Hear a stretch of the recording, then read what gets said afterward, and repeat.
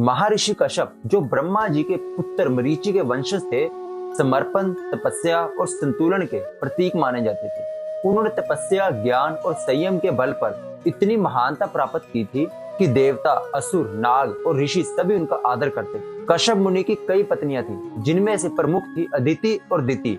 अदिति देवताओं की जननी थी, जबकि दिति असुरों की मां मानी गई। एक समय ऐसा आया जब अदिति और दिति दोनों ही संतानों की प्राप्ति के लिए कश्यप मुनि से वरदान की याचना करनी है। महर्षि कश्यप ने दोनों की प्रार्थना सुनी और उन्हें आशीर्वाद दिया, परंतु उन्होंने इस वरदान के साथ दोनों को एक विशेष संदेश भी दिया। संतानें चाहे कैसी भी हो, उनमें तुम्हारी दृष्टि और परवरिश का प्रभाव होगा। अदिति के गर्भ से देवताओं का जन्म हुआ।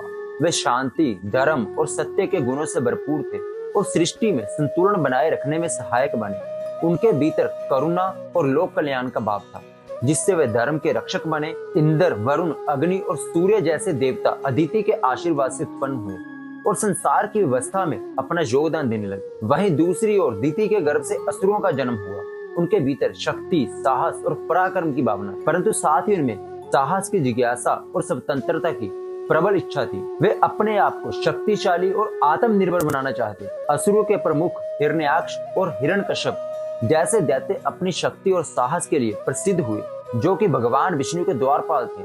जय और विजय, जो कि सनक आदि मुनि के श्राप से तामस देदारी हुए। महर्षि कश्यप अपने दोनों पुत्रों देवताओं और असुरों के आचरण को देख रहे थे। वे जानते थे कि सृष्टि में संतुलन बनाए रखना ही उनकी संतान का वास्तविक उद्देश्य है। देवताओं ने धर्म की राह पकड़ी और असुरों ने अपनी स्वतंत्रता का मार्ग चुना, परंतु दोनों ही अस्तित्व का एक अभिन्न हिस्सा थे। महर्षि कश्यप ने महसूस किया कि उनकी दोनों संतानें वास्तव में सृष्टि के संतुलन को बनाए रखने में एक पक्ष धर्म का पालन करता था, जबकि दूसरा स्वतंत्रता और अपने हित के लिए संघर्ष करता था।